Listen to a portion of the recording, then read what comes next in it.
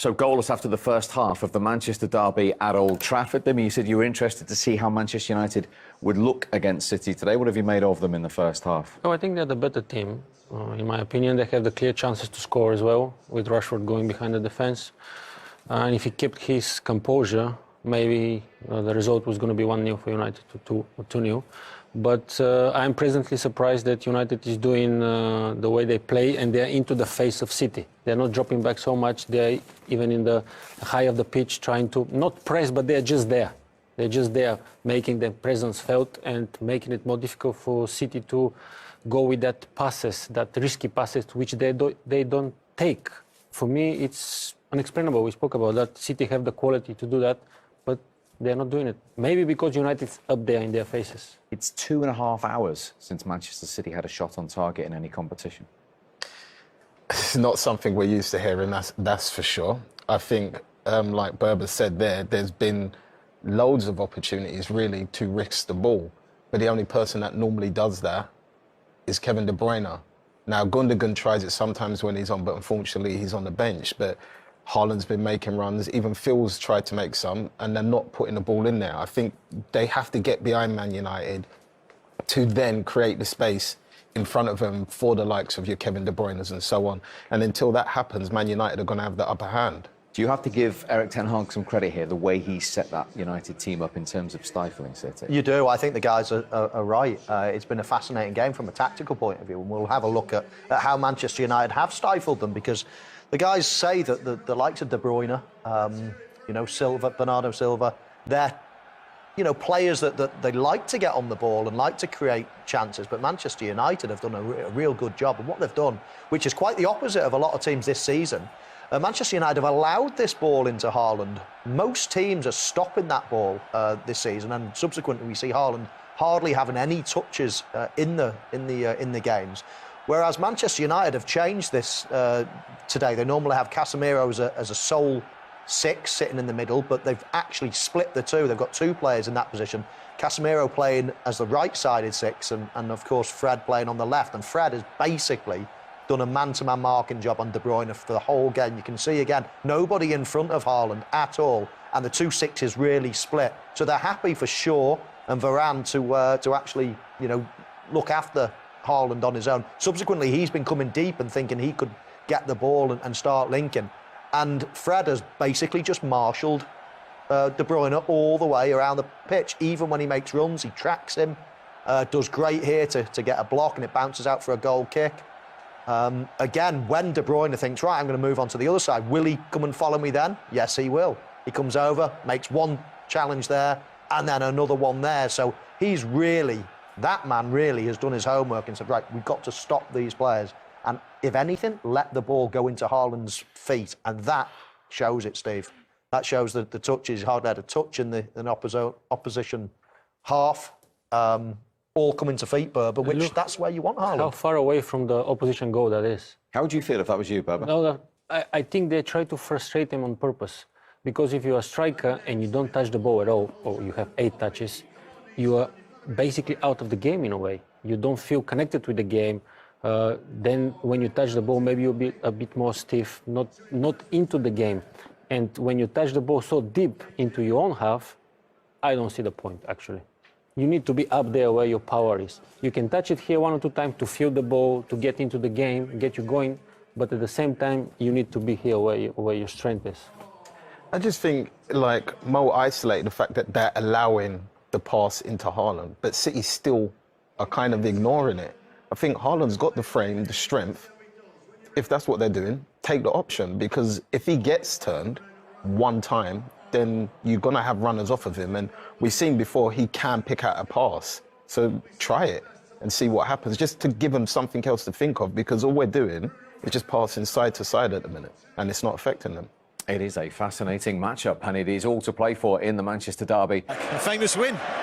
Oh, obviously, it's always important to win the game. Doesn't matter, as I said before the game, for us, doesn't matter the opponent, the most important is winning, and we did it. It was an amazing comeback, great effort from the team. I said it before the game to the team.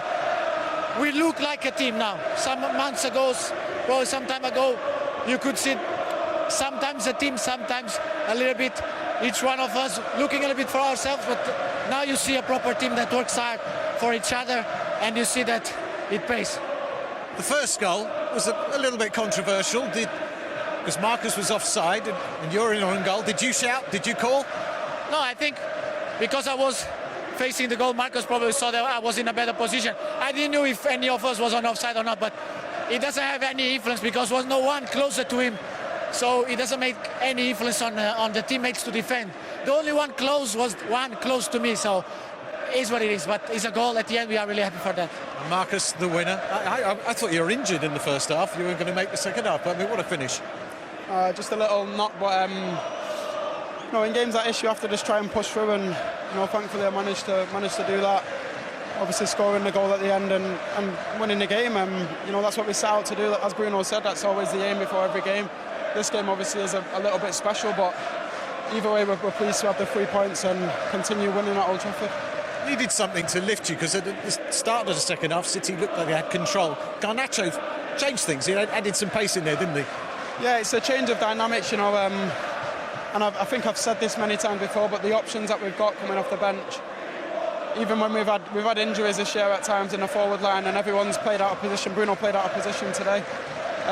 But as you can see, everyone's putting a shift in, and when you've got players like Garner, young, hungry, full of talent, ready to come on and make a difference, and anything's possible.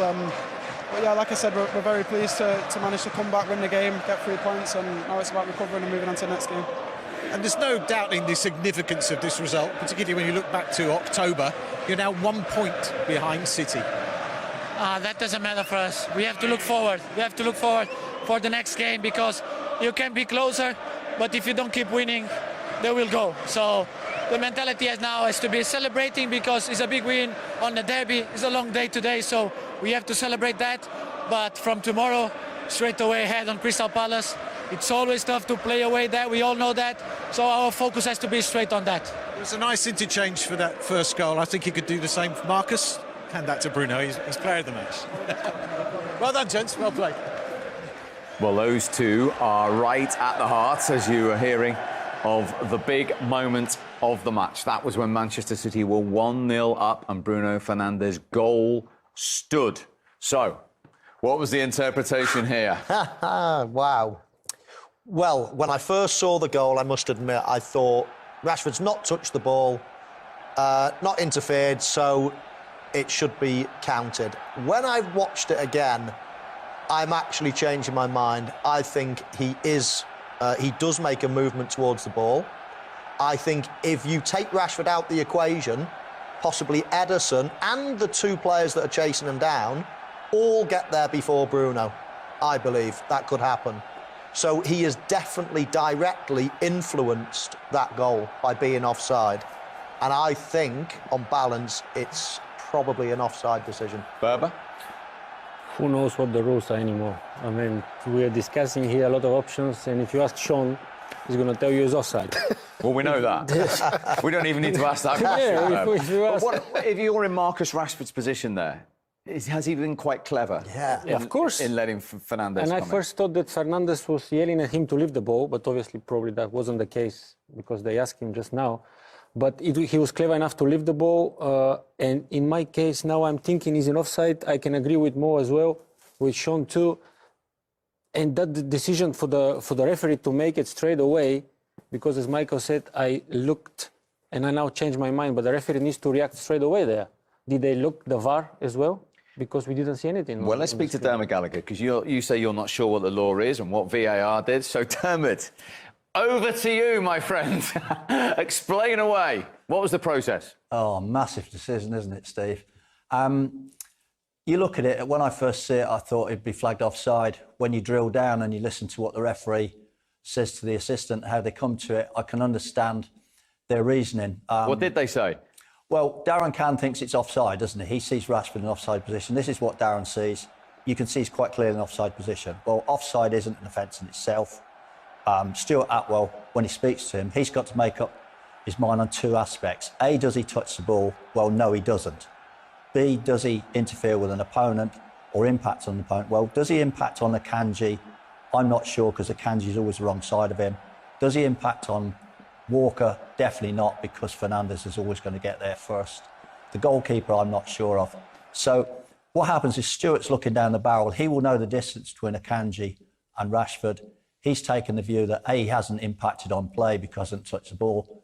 B, he hasn't impacted on an opponent, and he's given a goal. The reason they haven't gone to the screen and the VAR can't intervene is because it's not factual, it's a subjective decision, and the referee must make that decision. So therefore he's made that decision. There's no evidence to say he's wrong for the VAR, therefore goal's given. Dermot, you know the run by Rashford and in the rules. So let's talk about the run. He runs towards the corner flag, he's going, and then he makes almost a total change towards the other corner flag. So there's a massive change towards the ball. Does that influence anything if you're running now towards the ball? Watch his run. He's like running towards the corner flag. Yeah. All of a sudden, he makes a change of direction towards the ball. Well, if you can stop it there, influence. If you can stop it there, right? I'll go back slightly. Yeah. Right. If you stop it there, right, he hasn't touched the ball, so he hasn't committed an offence in itself. The only other thing he can do now is, does he impact on a defender? Well, the defender is Akanji. Now, that's the moot point. As it rolls on, if you roll it on for me, Akanji is still not catching. So Rashford there still hasn't committed an offence himself, and that's where Fernandes comes involved. And as I say, Walker's not impacted by him. And you look at Stuart Atwell. Stuart Atwell has got that view, as I spoke about earlier, down the barrel, and he sees a distance between Rashford and Akanji. And that's why he makes that decision that he hasn't impacted on, therefore he's decided to give a goal. But there, he doesn't look at Rashford as offside. He can't see that Rashford's offside from his position. So, of course, naturally, he's going to let the ball run. But if he's offside and you chase the ball, surely that's you affecting defenders and goalkeepers' decisions on whether to make a tackle, to come across, or position yourself better. Akanji knows that Rashford is offside, so he's always going to be that side of him because he's left him in an offside position. So I don't understand how that's not given. And this is why it's a subjective decision, Sean. This is why I think it's such a massive call, because the referee, as you see it, as I showed in that view, the one behind the goal, if you look at the referee's position, the referee is looking between the players. This is what I talk about down the barrel. So he will be fed by Darren Candy. He's in offside position. And he will then have to make a judgment of where Akanji is, where the ball is, and where Rashford is. And that's ultimately where this decision has arisen from. Because the difference is, can Akanji play that ball? Has Akanji been blocked off by Rashford? Has Rashford impacted on him? And Stuart alone has made that decision. And as I say, the referee's made that decision on the field. The VAR can't go against him because it's a subjective decision, as I said, as opposed to a factual one. And that's why it has to default back to Stuart's decision. Dermot, thank you very much indeed. No doubt we will speak to you later on as well. I can tell you, Barbie, you're totally clear on that. What you are clear on is Marcus Rashford's talent, his form, and his ability at the moment to just be in the right place at the right time. Yeah, he was, again, 9 games in a row. Yes. Scoring goals. And that pass from Bruno Fernandes, for me, is the key in that attack, because he see Garnacho running, giving the ball a bit of luck because the ball is bounced back to him. But then a great cross, Marcus in the right place to score that winning goal. And again, look at that great pass. I mean, for me, this is the key here. Garnacho is still producing goods every time he plays. And here, you can say mistake from Akanji, because maybe he was too tired running back, chasing, and he wasn't aware of, but he should be aware, but in this case, he wasn't. Again, he's probably thinking he's offside, isn't he? Probably. And that's the thing. And he is in an offside position, but the ball actually gets pulled back when we see it from the side. So everything that could go wrong for Manchester City went wrong, of course. And you have to say that the offside goal from Bruno Fernandes was the turning point of the game, no question. The dispute from your side about the first goal, whether Rashford was offside? Well, Rashford offside, Bruno Fernandes no. Intervene Rashford or not, distract our keeper and distract our central defenders. The rule, I don't know is the rule, but I know where we play. Sean, you're in agreement? Yes, I am. I feel whether he touches the ball or not, even in his run up before Bruno, you see him like he shimmies as well, and then he realises and lets it go. But just for me, the fact that he's actually changed direction and headed towards the ball changes all defenders and goalkeepers' decisions and positioning and mind of what they're going to do. So for me, it's definitely offside. Why don't they interview a referee after the games to ask them why did you give that decision? And so he can explain, not us here sitting they're not allowed to do and that just at the doing moment, that job. no, Well, maybe they should, you know, take the responsibility and explain yourself why you give that decision. Yeah, there's no question. All those three players that Sean mentioned, the two centre-halves or the two players that are running back and the goalkeeper, they're all influenced by Rashford changing his direction of his run totally. He has to have an impact on that goal, and he's offside. So... He said he distracted the goalkeeper. Yeah, he distracted everybody, Steve. I mean, you can't be running one way and then totally change your direction and run the other way and that not have an effect on the outcome of that goal. But on all three players. So, as I say, when I first saw it, I thought, oh, he's not touched it, no interference. And I thought, should be given. But then when I watch it and when I think of the rules, I think that's got to be offside. But, hey, that's why we love football. We can all debate it. OK, Pep Guardiola not happy. I know one who will be. That is the United manager, Erik ten Hag. Eric, that's a big, big result. You must be delighted, not just with the result, but with the manner how you fought back. I think with the performance as well. I think first half we play very well and we defend very well. We were proactive. We break good opportunities we create in the breaks. So I was really happy in halftime with that. We should have 1-0 up, but it wasn't. And then after halftime, it changed. We had to sub Anthony Martial. He had some complaints, and then changes obviously the game. City came in the game. We were not that proactive anymore. And just before I want to change, then they score, and you're running after facts. But then what you say, the spirit in the team is so huge. The belief is there that the game is 90 minutes and that they can fight back. They keep believing it and they turn around. And so I'm really happy with that performance of the team.